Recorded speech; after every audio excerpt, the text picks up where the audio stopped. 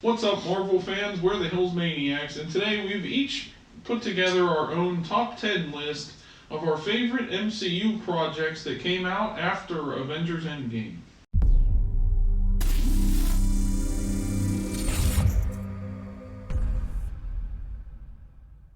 So basically how this works is, we went back through the MCU and looked at all the projects, like, the Disney Plus shows, the movies, those TV specials that they did, all of those sort of things that were released after Avengers Endgame. So we're not doing anything before that. We might do another video sometime down the line of like our top 10 favorites for that. I think we might have already done one, but we might need to do an updated one, I guess. It's been like a lot more movies that have come out since then.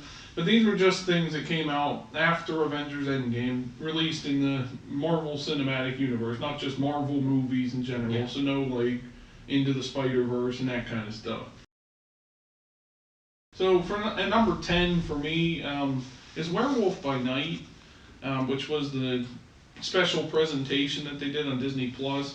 I mean, it was only like an hour long, but I feel like it had like an interesting concept to it.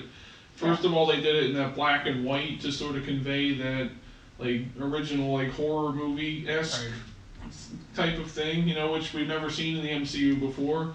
I mean, unless you count like Multiverse of Madness is kind of a horror thing, but this was something unique, like this, just doing the black and white and that kind of stuff. And then the concept of it with like the monster hunters having to compete against each other basically to survive in order to get the bloodstone at the end and that kind of thing. I just thought it was something really cool that we've never seen before. I don't know if we'll ever see any of those characters again, or if it was just kind of this fun, like, one-off thing. But I think if they do more just with Werewolf by Night, like have another special or something, I think that'd be really cool to see. I mean, I think they could do something extra with it because they had what Man-Thing or whatever. Yes. As the thing, and a lot of people were excited for that. So I'd be okay with it. Yeah, that kind of gave me like, I don't want to say necessarily like Hunger Games vibes, but it kind of did in a way because it was like a game where all these hunters were put together. It's more like, I guess, kind of like that movie like Escape Room where they put all these people together and they had to like, survive till the end basically. And solve clues and that kind of thing too. Yeah, so I mean that's a good pick, but for me it was just off the list. It didn't quite make it, and I'll explain why. No. My number 10 is Spider-Man Far From Home. Okay. I know it's probably not the best of the Tom Holland Spider-Man movies, but I think it kind of gave us that extra feeling, I think, or at least for me, because you had this kind of, hence why his name is Mysterio. But you had kind of this mysterious villain, and yes, it does end up all being kind of like a hoax, where he really doesn't do anything.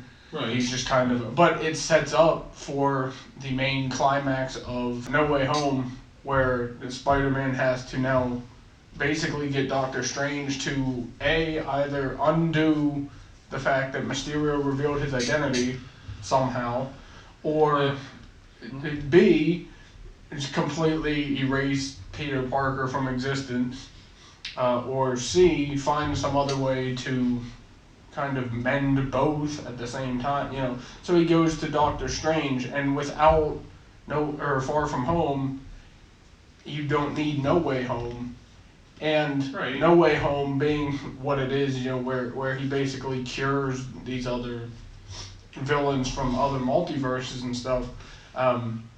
I think without Mysterio doing what he did in this movie, you can't have No Way Home, obviously. And overall, I didn't mind it as a movie, with the plot and stuff as an overall movie. I thought it was interesting for me. I don't know how everybody else felt. I definitely liked it better than the original Spider-Man 3. Because that one was just kind of all over whatever. Yeah. I mean, this one was all over the place too, but at least it had somewhat of a plot, and it reintroduced us to the Skrulls, showing us that the Skrulls have been on Earth for a while. And it also sets up, like I said, No Way Home. So I think that's why I put it here. For my number 9, it was the Hawkeye series. I just thought this was kind of cool to see. Like, not only was it the first time we're really getting to see Clint Barton like in his own solo outing, but also it sets up, Kate Bishop as the new Right. Hawkeye. It brought Kingpin into the MCU, which I guess it's not technically the same Kingpin from the Daredevil Netflix Still series played and by all that Vincent stuff, but D'Onofrio.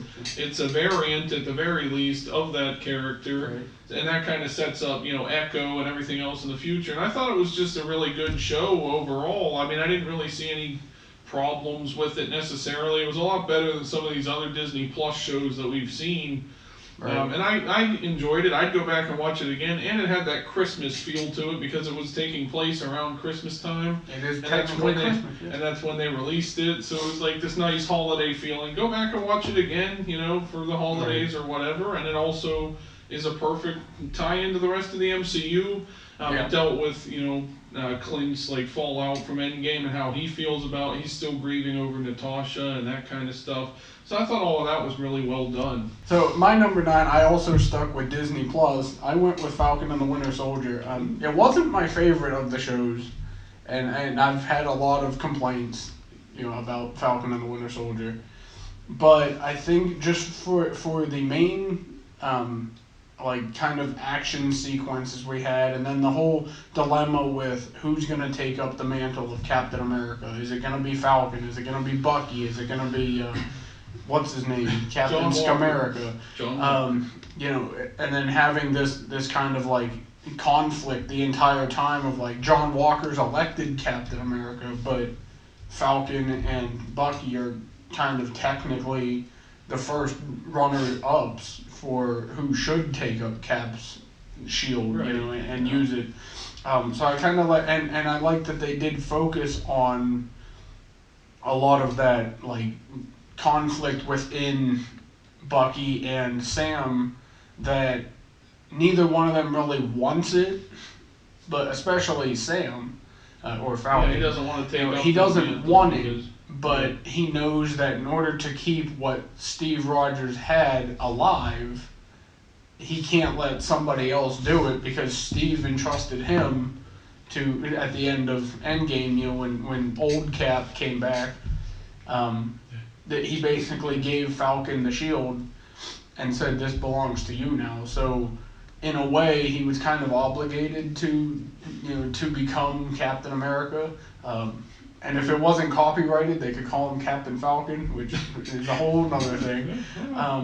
But yeah, so I think overall, just the whole story, I think for the show, even though it wasn't the greatest of the shows in my opinion, there was a lot of little pieces that should have been left out and whatever. But overall, I think because of the setup and the storyline, I think that's why I put it on my list. Right, and I was going to put it on my list. Like, I was kind of debating between flip-flopping Werewolf by Night with Falcon and the Winter Soldier, but when I thought back to, Falcon and the Winter Soldier, I thought about it had 9 episodes, I believe it was, and it just felt like a lot of it was just filler stuff. Like, the only memorable stuff from the show was when Sam finally became Captain America at the end. True. And even the John Walker, like, killing somebody with the shield and that kind of stuff. It had some memorable moments, but for me it wasn't enough to really put it on my Right. list. At number 8 for me, I have Moon Knight. I thought this show was really unique. I know in the comics he is a character that has these split personalities and stuff, and I thought that was portrayed really well in this show. I know a lot of people maybe didn't like the show as much as some other people might have, but I thought it was a unique concept, and I'm looking forward to seeing like the dynamic between his character and all the other characters in the MCU as well. Like when he just flip-flops between his different identities and stuff, it's going to be like, Well, what the is this ones guy that talking remain. about? What? The ones that remain. Well, yeah, but I mean, like, he had 3 split personalities, and he only knew about 2 of them and stuff. You got like Mark Spector and Stephen Grant, and then at the end they revealed the 3rd personality. I forget the name of it, but anyways, I like that one of them is the actual Moon Knight person, and Stephen Grant figures out that his other personality is a superhero kind of thing. Right. So it kind of had all these unique concepts, and the fact that he switches between the different alter egos and stuff, like throughout the show, like just randomly in the middle of a fight or something, he'll switch back to Steven and he has no idea what's going on, Right. or if he gets knocked out, Steven wakes up, like they had him wake up in a field and stuff. I thought that first episode did a nice job of like having this mystery to it, like he's all of a sudden he's driving a car and stuff, it's like what is happening, what's going on and stuff, and then here it's his other personality kicking in and taking over and everything. So I kind of enjoyed that whole concept, like maybe the end with like the Khonshu and the other god fighting each other in the background wasn't necessarily that exciting. I guess it was more just the CGI stuff. But I thought all the stuff with Mark Spector and Stephen Grant and their split personalities, and even the episode where they're like in the basically their ancestral plane kind of thing, or the afterlife sort of thing, where he has to confront the fact that he has two different personalities and sort of get rid of one in order to go back to the land of the living, I guess. All of that was like really unique, and I can't wait to see what happens next with these characters and stuff. Maybe they'll have a Moon Knight season 2, or he'll join a different group, or like the Midnight Suns or whatever. For my number 8, I put Ant-Man and the Wasp: Quantumania. For me, out of the 3 Ant-Man movies, it was the best. Out of the MCU movies, it's in my bottom, but since we're just doing stuff after Endgame, it kind of made the list because it was higher up than some of the other ones. Quantumania, for me, I think it focused too much on MODOK, it felt like, who didn't end up being the main villain anyways. Kang was too easy to destroy, it seemed like. Because if all you had to do was bring a bunch of ants with you and defeat that variant of Kang, then anybody could have did that, I guess. And then all the extra stuff, like the guy that looked like broccoli. What? He didn't do nothing. We need a pop just figure brought that of up. broccoli. Oh, and I know they had that whole like team of warriors and stuff that ended up fighting against Kang's people too. But a lot of the characters were just kind of like. I'm surprised you put this on your list. I've never been a fan of the Ant-Man movies. Ant-Man and the Wasp is one of my least favorite MCU films. Other than the end credit scene, the whole movie's pretty much pointless. But Quantumania, I think the thing I liked the most was the Kang stuff, and just seeing how powerful Kang truly is, or at least that variant of Kang, I'll say. Not necessarily all the Kangs, but Kang the Conqueror, the one from Quantumania, and to show that how he basically built an army and a city in the quantum realm because he was banished from the main timeline or his timeline or whatever, wherever he came from. He was banished and sent to the quantum realm, and then he ended up getting killed. And they do kind of reference it at the end of Loki season 2. In the final episode. So, other than that, though, because it's basically better than the other movies that came out after Endgame, that's why it made the list. But there's not really much else for me that would make it any higher on the list. At number 7 for me was Shang-Chi and the Legend of the Ten Rings. I thought, it wasn't too bad of a movie. It introduced these new concepts, like this different realm that's next to our main MCU realm, I guess. That's the first time we hear, like, mention of realms and that kind of stuff. It's kind of like a parallel dimension type Right, and you see that. Their 10 rings are not only a weapon, but they're also calling to something. Right. I thought, it sets up things in the future. I'm sure those will be weapons that might be used for, like, by Kang or something to build his little place in the quantum realm and stuff, like we kind of saw. And especially knowing that, from the Marvels and stuff, that the Bengals are called quantum bands.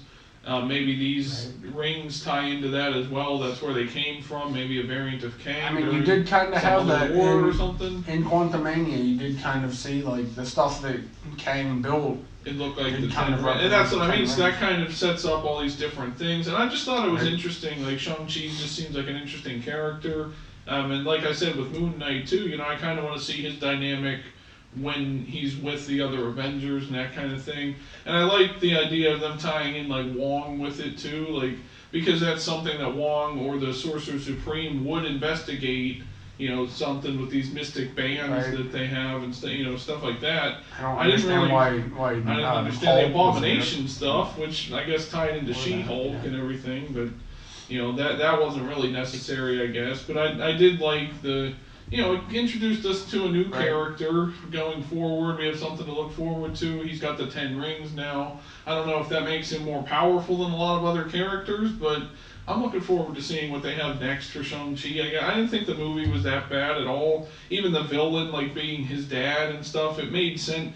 He wasn't trying to be a villain. He thought he was bringing his dead wife back because that creature from this other realm was calling to him. And a lot of people Right. thought maybe that was tying into because Wanda Maximoff was hearing voices through the Darkhold Right. of her boys calling to her from the multiverse, so people thought that would tie in, that kind of thing. It didn't, but it still at the time had that kind of intrigue to it, where it's like, could this be setting up a bunch of other Right. stuff? And then especially at the end. In the end credit scene, they revealed that the rings are calling out to something. Now we have that speculation. Right. It's up in the air now. Like, what could that be? What is it calling to? Is it calling to Fin Fang Foom or some other space entity to come down to Earth? And maybe that sets up something for the Avengers in the future. Maybe it's calling to the Bengals because Right, it wants that to be too. reunited with the other. So it Bengals. kind of gives you all these different things to look forward to that I hope they actually pay off on, and it's not just these throwaway lines Yeah. in this MCU movie. Right. I'll give mine on that because that's for the You got yours for later that? too. Okay. So I do. Shang-Chi is on my list. It was a good movie. But for me, number 7, and I'm glad you brought up the Darkhold and Wanda Maximoff because I have Multiverse of Madness. I kind of like I'm not a fan of like time travel stuff. If you've heard me talk about like Endgame before and Yes. how the logic was flawed and all that kind of crap, but whatever. For time travel, but this isn't really time travel. This is more universe travel. But I do kind of like that they're showing the effects of what can happen if universes collide. And then I do like that kind of feud between two great like sorcerers, with Doctor Strange and then Wanda Maximoff as the Scarlet Witch, which happens in WandaVision, which isn't on my list. That's a whole nother thing. But overall, I just kind of liked seeing the multiverse stuff, and then obviously when it brought up the Illuminati with Charles Xavier and Black Bolt and Reed Richards, Mr. Right. Fantastic, the first introduction to the X-Men, the mutants, and the Inhumans, and then obviously a chair taken by Mordo. Their version of Captain America, which was Peggy Carter, and Captain Marvel, which was Maria Rambeau. And so it was just kind of cool to see. It was basically like a live action What If. And then you have obviously the introduction of the X-Men and Black Bolt. He's a cool hero. Like all he has to do is open his mouth and you can kill people. I do like though too that they truly showed, because in WandaVision they kind of set up the Scarlet Witch as being this like unbeatable sorcerer, I guess sorcerer is the right word. The Or Scarlet sorceress. Witch, without her realizing that she no, was but the like Scarlet with Witch. how powerful she is and the things she can do, and then she learns how to what's it called, dream walk and like mind slip and stuff. Right. But they actually built that up in WandaVision, like her being this big threat, and then I know, at least me, I was like, yeah, they're not going to do nothing with that, because it's usually how they are. But then Multiverse of Madness happened, and they actually showed, and there were parts that were actually scary, and they're like, holy crap, like, Wanda is, I think the scene where she's like using the water to kind of like, or the mirrors and stuff to come through as like portals, and then she just like pops out in places and stuff. But I did kind of like the multiverse stuff, and it was sort of set up first in Loki, I think, with the multiverse, and then that kind of stuff. Right, yeah. and then followed up in No Way Home, and then of course Multiverse of Madness. So it was just kind of, I'm okay with the multiverse stuff. See, and you pretty much, I'll just say this now, I had Multiverse of Madness at number 6, Oh, and okay. you said a lot of the stuff that I was going to say. I thought the dream walking stuff was really interesting, and the fact that anyone in the MCU, when they're dreaming about something, or when they're dreaming that they're doing something, is actually them glimpsing into the future, or into a different reality and stuff, and the fact that, the way that they used that in the movie and everything, and I thought there were a lot of really cool scenes, like you said, with, Scarlet Witch was a really terrifying villain, and that's, Sam Raimi for you. He's good at those kind of, Evil Dead type things and those horror movies and stuff. They did kind of, that is kind of like theorized in real life that like maybe your dreams are just you glimpsing another version of yourself in a different universe, doing things that you wish you could actually do. Right, and I thought I like that they kind of built that. Right, and I thought it was an interesting concept. And then also just the scene of Doctor Strange going into, he's trapped in the Earth 838 universe, I believe it was, or a different one, when after he battles his evil self. And then in order to help America Chavez and save her from Scarlet Witch, he has to dream walk into his into the body of one of his variants that was killed and brought to that universe, and it becomes a zombie and that kind of thing. I thought it was really cool seeing like all the souls of the damned sort of forming wings for him and stuff, and he almost like sold his soul to the devil kind of thing. I thought that was a really cool scene where he flies in to save them, and he's like a zombie Doctor Strange and stuff. All of that was just really cool, like you said. I like too that he broke his own rules basically. Right, he ended up using the Darkhold in order to defeat Wanda, and that's a big no-no. So, and we kind of sort of see consequences for that at the end. In the post-credit scene, he ends up with a third eye. So that just goes to show you that the multiverse is now officially basically like open, or at least there's ways that people can access certain points to come to different universes. At least maybe just sorcerers. I don't know if we know technically. I guess now Monica can sort of do it, but anyways.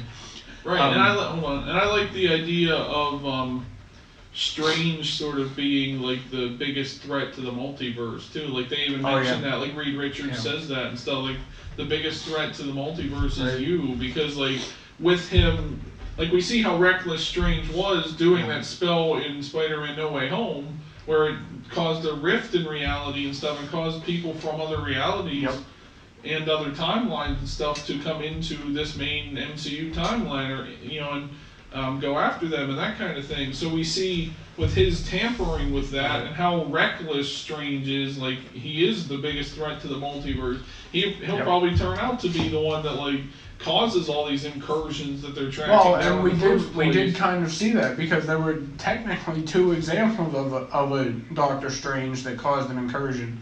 With the evil one, and then the one from 838, technically sort of, he used the Darkhold at least to defeat Thanos, and so they had to basically kill their own Doctor Strange, and then Mordo took over. Yeah, and they realized how big of a threat he is. And that's something else I like too, is that they showed the Illuminati is way better than the Avengers. If you look at the battle scene, they obviously got to the point. At least it looked like they were on Titan when they killed Doctor Strange. So he would have at least gotten to the point where he was trying to get the Time Stone from Doctor Strange, but then the Illuminati showed up and stopped him. Right. But for them to be able, and it didn't look like Black Bolt killed him, because he probably would have just disintegrated.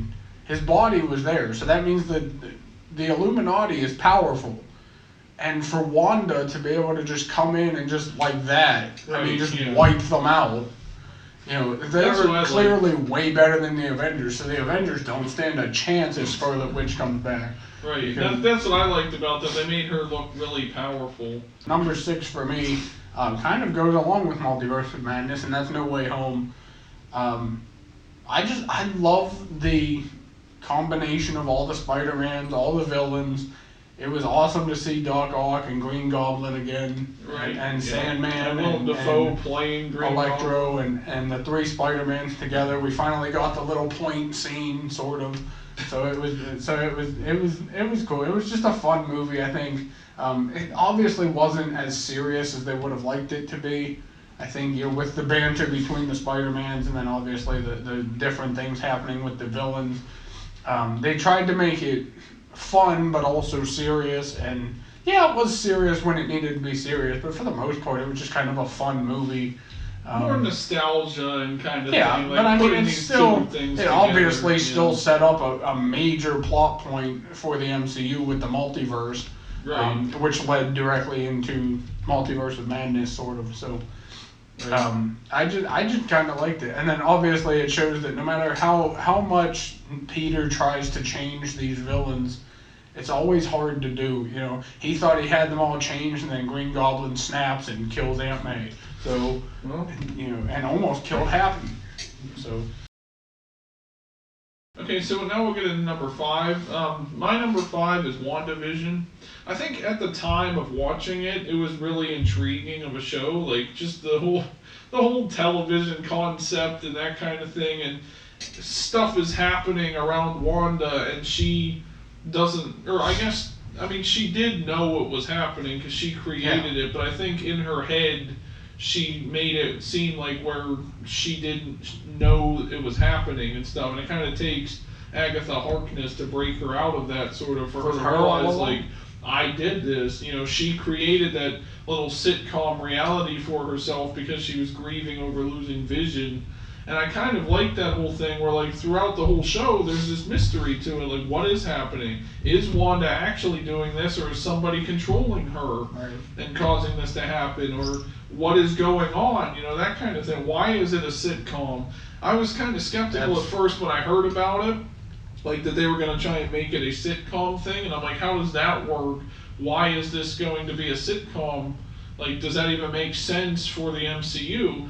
So I like the way that they did it, where it was a character thing. Like, it was actually part of the story. Like, even the characters in it are starting to wonder, like, why is this a sitcom? What is going on? Is Wanda controlling these people? Like the people on the outside, like Darcy and and the Agents of S.W.O.R.D. that are out there watching this on the TV. And Monica Rambeau. And they explain, like, why all of this is happening and how it's happening, and Wanda's giving off this, like, static from the multiverse, I guess, or something like that was causing the reality to shift.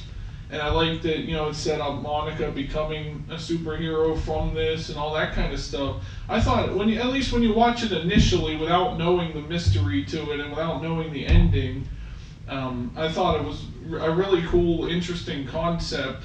And it did lead to setting up Wanda getting the Darkhold, which she has in Multiverse of Madness, but I thought it was interesting. I don't know, some people liked it, it got a lot of, I think it was like Emmy nominations and stuff like that, best score and that kind of thing, but I just thought it was interesting and something different we haven't seen in the MCU before. I'm just curious, like, if they had never done these Disney Plus shows in the first place, if Disney Plus hadn't existed, how would they have explained, like, Wanda getting the Darkhold, or why she's getting the Darkhold? They would have had to have had a movie. Right. And it probably would have been a, Scarlet Witch movie, or even just have her someone breaks into the Sanctum Sanctorum and steals a book from the library, and that's the Darkhold. And that's turns out to be Wanda or Doctor something. Strange 2 ends up being about it. I didn't really like that in Multiverse of Madness they sort of made it a throwaway. He's like, I'm not here to talk about Westview, and they kind of referenced that. Oh, it's not his job anymore. No, I know, but they kind of referenced that she took over a whole town of people, so imagine what she could do in the whole multiverse and stuff like that. But they kind of just almost undercut WandaVision in a way. But at least on first viewing, WandaVision was really unique. Now that I know the mystery of it and everything, I'm probably not going to go back and rewatch it. But I thought at the time it was a really interesting concept. For me, number 5, you mentioned it earlier, I have Shang-Chi and the Legend of the Ten Rings. I had fun with it. It gave me kind of that, and the funny part is, before that, I had watched the new, Mortal Kombat movie, and so it kind of gave me that same feeling, like this kid is kind of estranged from his father, and then his father ends up being, like, this big, like, powerful being, and so it was just kind of, and there's fight scenes and all that stuff. So it gave me like that Mortal Kombat vibe, which was kind of cool. But I liked the storyline of, it basically showing that there is other places in this universe, on this world, that exist parallel to us without basically being affected by us, and that time works different, like the quantum realm where time works differently. But then also, I forget what the other world was called in Shang-Chi, where his mother was from. Yeah. But they basically, the only way to find it, something like that. Something like that, yeah. But they basically find it by going to wherever and then going into these woods and having to follow this path that only opens like once a year or something, and getting there and stuff. And then it shows a different culture and a different way of life, and basically that they've been around for like thousands of years. They probably would have known the Eternals when the Eternals were here, because the Eternals have been here since the crucifixion of Jesus, but since the beginning of time. But there was, so there was all kinds of unique, different things that they could do with this other world, and then the Ten Rings obviously calling to the big creature thingy, and then Shang-Chi summoning the Great Protector, who ends up being this big like white dragon looking thing, which I think is kind of cool. And I think that would be cool to see, like, in the MCU, like, there's this big villain and stuff, and then Shang-Chi comes riding in on a dragon, like, that would be cool. And then, of course, the end credit scene where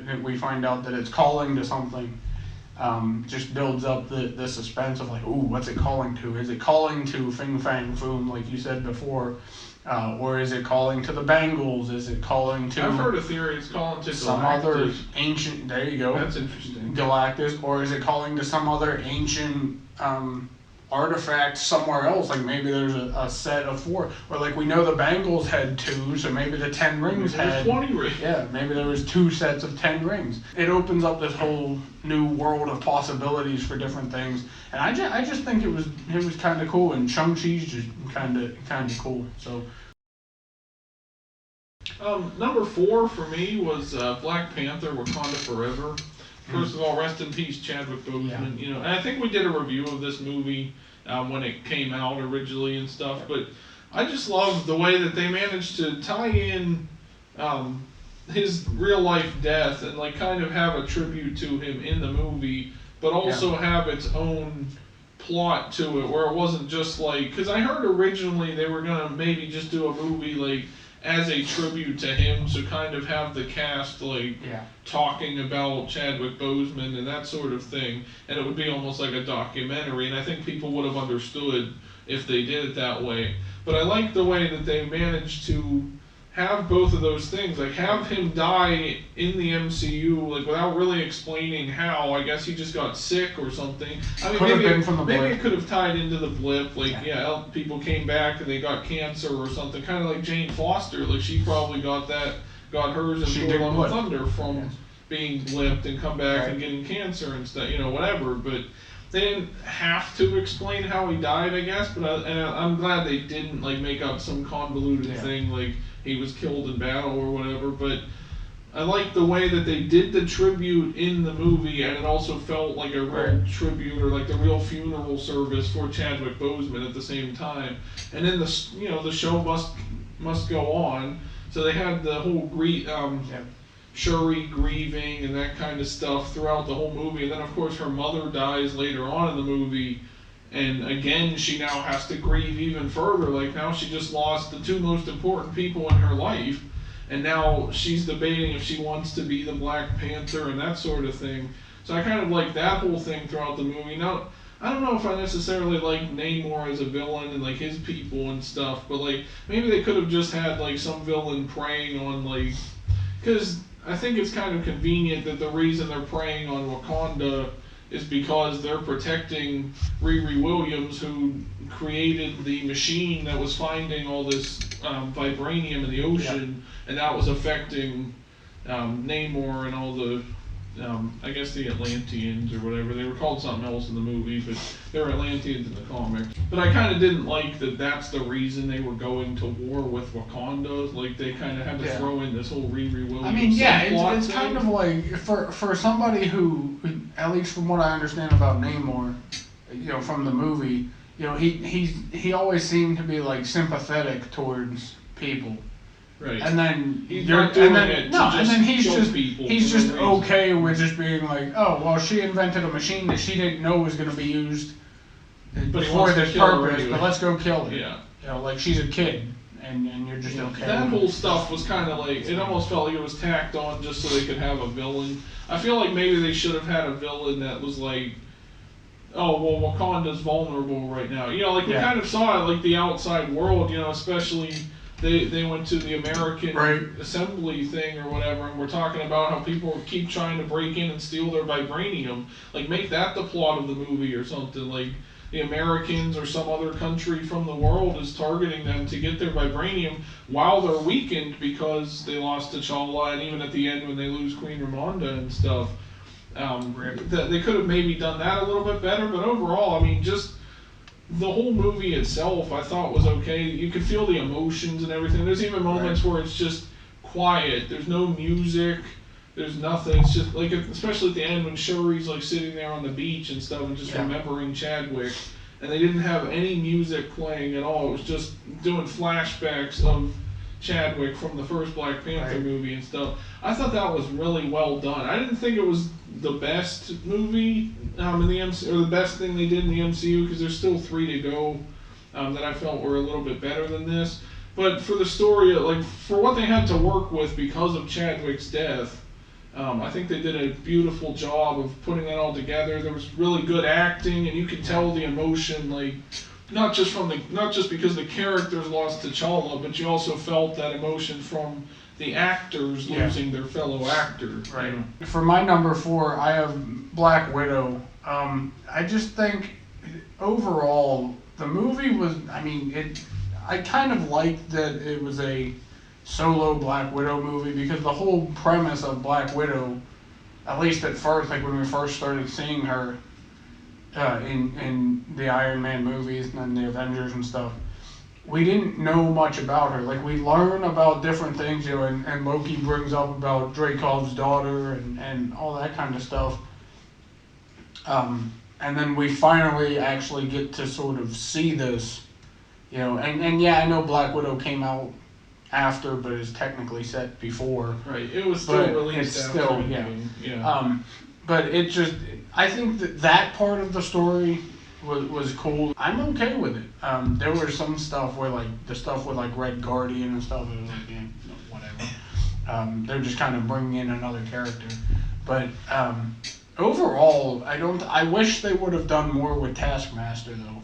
And I think they will be going forward, because I think, isn't she part of the Thunderbolts? I think so. Or at least that's what was revealed she so did far. Survive. But they made her out to be, and we didn't know it was a girl at first. But they made this character out to be like this unstoppable villain, because they can mimic the powers of other heroes. So she had like a shield, like for Captain America, she had different things, and Black Widow didn't really know how to fight against that.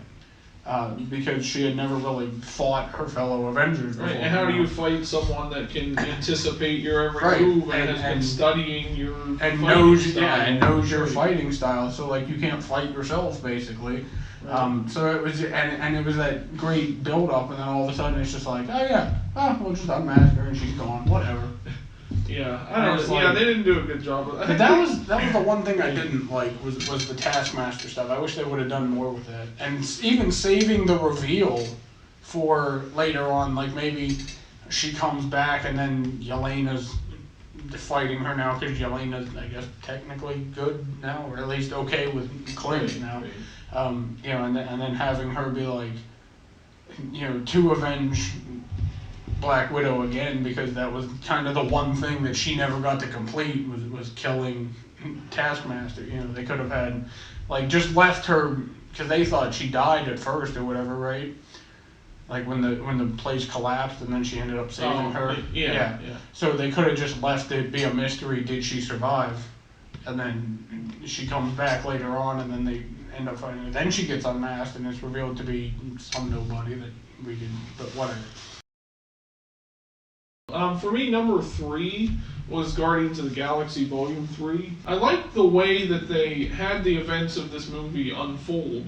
It wasn't your typical, like, villain attacks the heroes for no reason, or a villain does something and the heroes jump into action. Right. Like, basically the reason that everything happens in this movie is because Rocket gets injured, and then they go on the journey to find the High Evolutionary, and so that he'll fix Rocket, or he'll take off I guess it was like the restraining thing or whatever, the self-destruct thing or something like that he put on there a long time ago. So that he can survive. When he assembled Rocket and put those parts on him and that kind of thing, so that, they couldn't trace it back to the High Evolutionary, and Rocket would just die because he's property of the High Evolutionary. Right.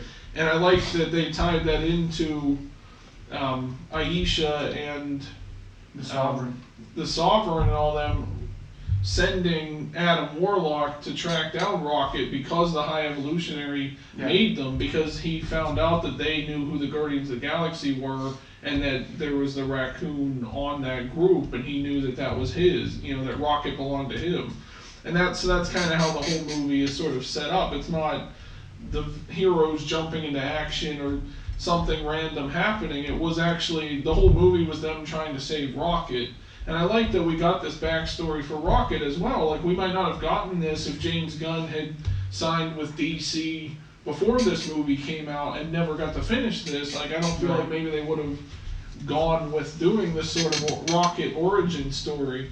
And I thought there was a lot of emotions and everything else, especially like with his animal friends being killed in those flashbacks and stuff, and you kind of get this tragic backstory for who Rocket is, and you start to appreciate more the character of Rocket Raccoon and why he is the way he is, why he's not very trusting and doesn't have a lot of friends at first until he joins the Guardians of the Galaxy and that sort of thing. And I thought all of that was really well done. I just felt like this one was the perfect payoff to the Guardians trilogy, and also sets up like where do these characters go in the future, because surprisingly all the main characters actually survived in this. Like, people were thinking that someone was going to die. Oh yeah, because they said it was going to be the end of the team, as we know. Maybe Rocket would die, or Peter would die, or whoever, but nobody died in this, and even Gamora is kind of with them, but she sort of joined the Ravagers. So it kind of sets up a lot of things going forward, like where are we going to see these characters next. My number 3 is Wakanda Forever. Not much more to say about it, because I felt it was a great movie. I feel like they could have left Riri Williams out of this movie. Yeah, and still had the movie be what it was. I liked the dilemma of Namor, being this threat that's been here for a long time that Wakanda didn't know about. And they weren't really a threat until until this happened. But one of the things I didn't quite understand was how M'Baku seemed to know about them, and yet Ramonda didn't. That's true. Because if you think about it, because M'Baku is the one who tells him, they call him Kuku Khan, which I guess means what, serpent deity or whatever. Serpent god or serpent god, whatever it is. And so he seemed to know about this, and it could be because they live in a different part of Wakanda. So maybe their ancestors were kind of a little bit more in tune with what else was going on. But I mean, Ramonda is queen of Wakanda. If anybody should know that, it should be her. And she knew nothing about Namor or the Atlanteans or whatever they were called in this. So that was the one thing that I didn't like. That and the fact that they kind of included Val and Ross's pointless relationship. Apparently they were married at one point or something. Like they really didn't need Val to be part of that. I mean, I understand where they're going with it, but at the same time, it's like And even you're having trying to Ross make in this. You're basically trying to make this a tribute to T'Challa and to Chadwick Boseman. Focus more on that stuff than building the MCU as a whole. There's ways you can do both at the same time, but you didn't need to do it like this. But other than that, I think the movie was great. I love the battle scenes between the Wakandans and I'm just gonna call them Atlantean. So I forget what they were called. I like the battle scenes. I like the story where these two great kingdoms have to kind of like coincide, and they were for a while, but then all of a sudden it's like, well, you are teaming with the people that are destroying us, so we kind of have to. Yeah, And then I like too when they showed the backstory of Namor as a kid and what happened and what set him on the path to where he's at now and why he has the powers he has and the different things. So I like that too. So overall, it was a great movie. I just wish they would have left out a lot of the side stuff. But I'm not taking anything away from Wakanda Forever. I feel like it was a great tribute to Chadwick and a great tribute to the character of T'Challa.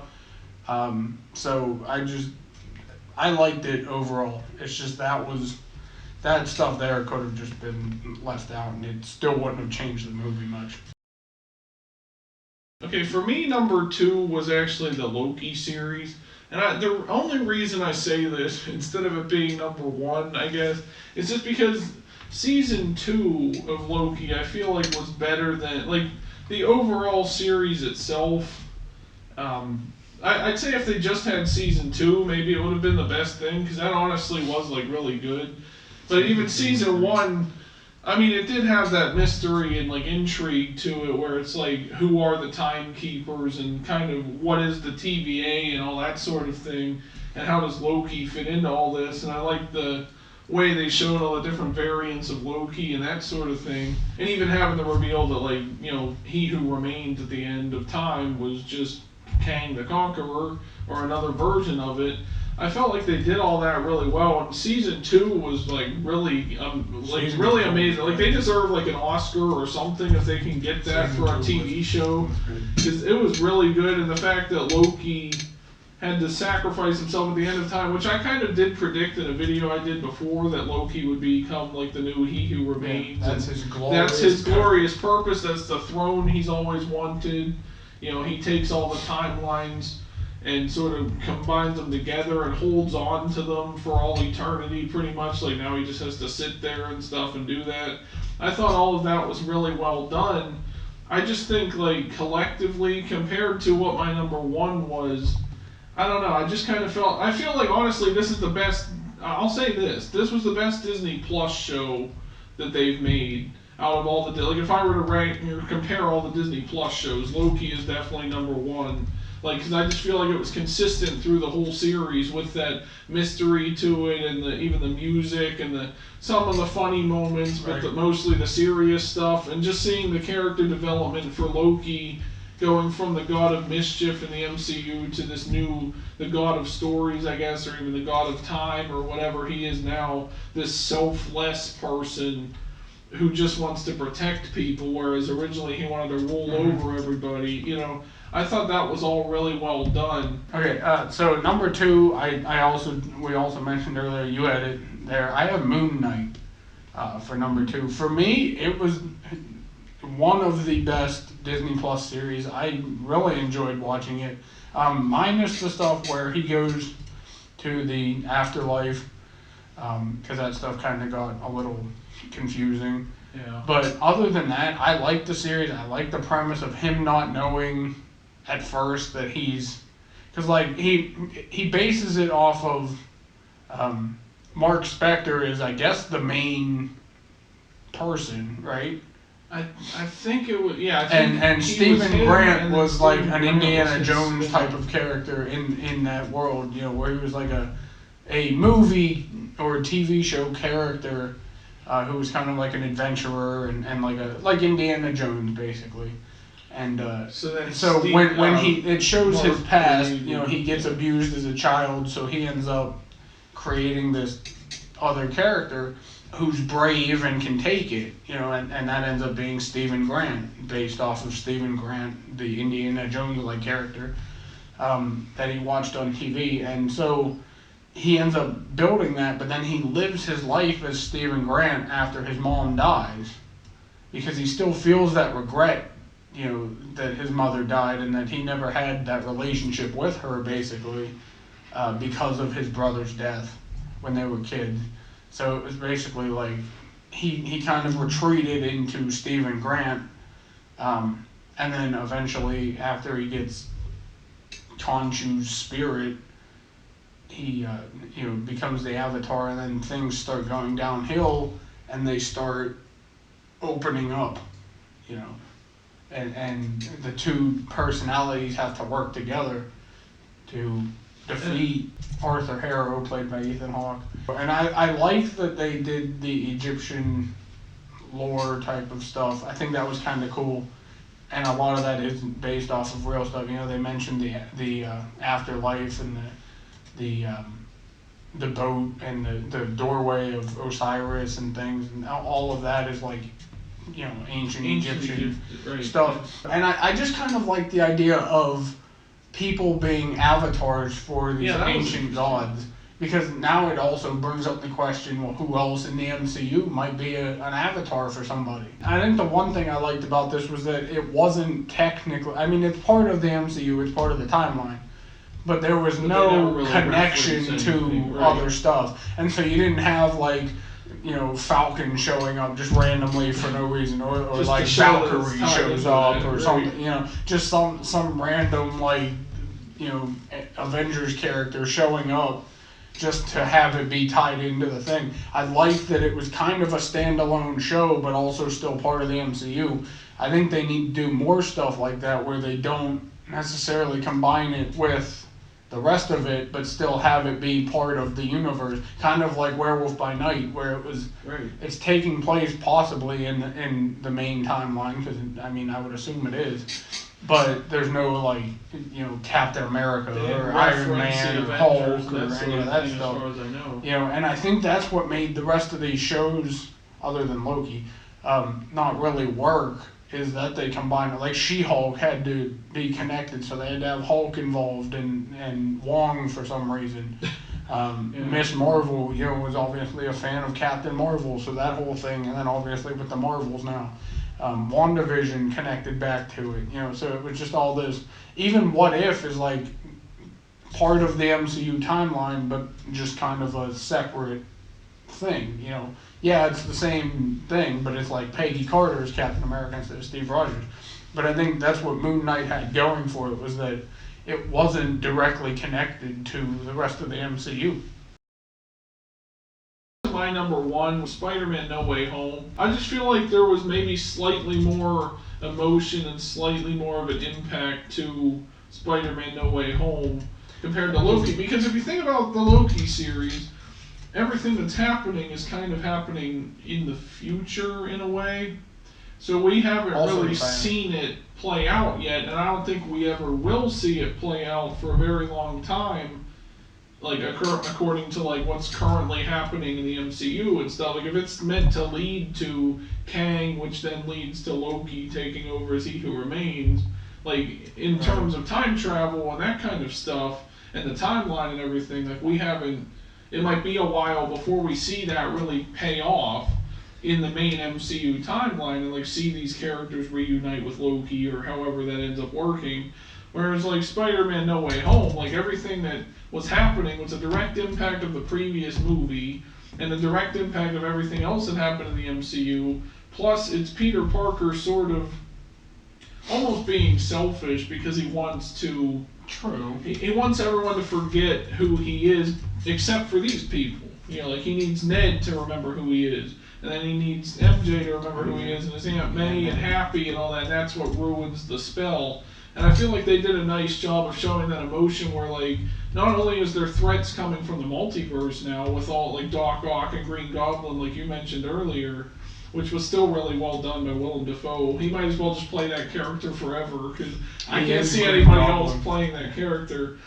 But I like the concept of like, this is Peter's fault, and it's his responsibility to try and fix this now, and he has to track down those villains that were coming from the other timelines, and then him learning a lesson from the other two Peter Parkers, about the responsibility and how he's not the only one out there going through this. Like, he was filled with all this vengeance and stuff and revenge, like, because his Aunt May died, he wanted to literally go kill Norman Osborn.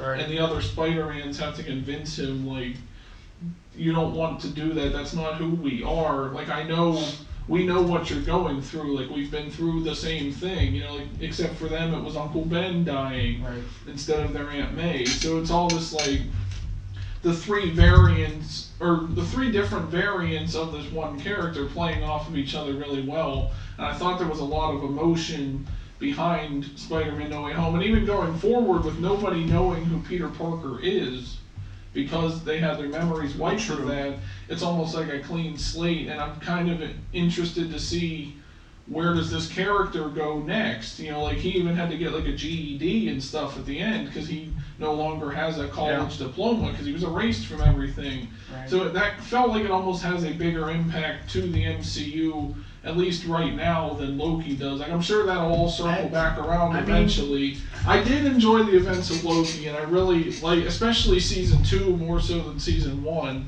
It was a unique premise as well for that show, but I just feel like overall, when you think about like these last things that have been released after Endgame and stuff, No Way Home felt like it had the most impact to me. I mean, I can see where you're coming from, but since Infinity War, I don't think I've had anything that I've truly been excited to watch for the MCU, and that's sad to say, but a lot of it's kind of like, since Infinity War. I mean, I liked Endgame, but Infinity War was my favorite.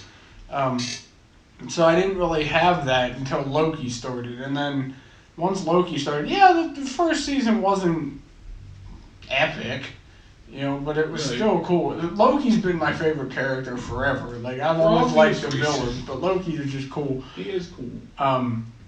So even his sacrifice play in Infinity War, I guess it was technically a sacrifice, when Thanos attacks the Asgardians. It was just from then on. It was just, he was kind of on that turn. Obviously, he died, but and then when they go back in time and he escapes, I think it's cool to see that, like, there are things that are supposed to happen and there are things that aren't supposed to happen, and one person controls all of that, and that was He Who Remains, aka Kang. Right. And if you break what's supposed to happen, there's consequences. And I just think the way that Loki was set up, especially season 2 was just great. Oh, the whole like, I liked season 2 of this better than I liked any season of The Mandalorian, and I love The Mandalorian. So, but like season 2 of this, with the build up and just the consequences that Sylvie had from killing He Who Remains, and showing that all the timelines are now dying because there's nobody controlling these timelines and because they planted bombs. But you're killing innocent people, and so you have to bring that back together, bring life back into that, and the only person that can truly do that is Loki. And Loki found his purpose. So overall, I don't know why you put Spider-Man ahead of this. I think the only I get why you did it. Spider-Man was good, I'll give you that, but it had to be my number 1. I mean, Loki is just great. But let us know what you guys think down in the comments section. Do you agree with either of our lists? What were your top 10 favorite MCU just projects overall that have come out since Avengers Endgame? Let us know all that down in the comment section. Also, be sure to like this video and subscribe for more. We talk about Marvel, Star Wars, all kinds of things. So if you're new with this channel and you want to check any of those things out, we got all kinds of playlists and stuff. So be sure to check all of that out as well. Thank you for watching the video, everyone. And remember, with great power comes great responsibility. For all time, always.